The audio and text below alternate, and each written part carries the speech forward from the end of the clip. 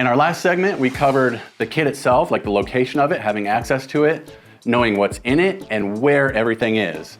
So from that, we're gonna put it together with the skills and knowledge part, because all the best gear in the world doesn't do you a whole lot of good if you don't know how to use it. A great way to familiarize yourself with our products is to go ahead and hit the QR code that we have on all our products.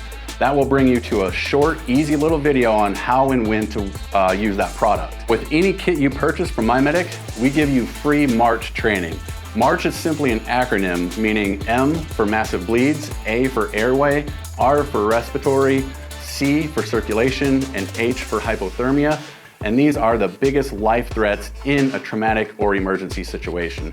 And of course, there are several resources out there for training and tips. I highly recommend taking an official course, whether it's through the Red Cross or local fire station often has them. Anything you can do to make yourself better at first aid is gonna make you calmer and quicker in an emergency situation.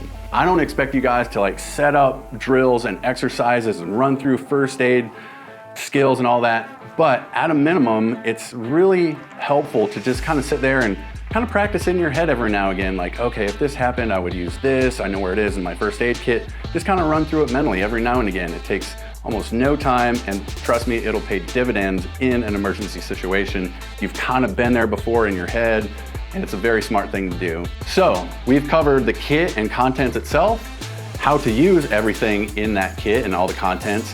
Now we're gonna head into section 3, and that is some general tips that you can use to stay calm and save time in that emergency situation.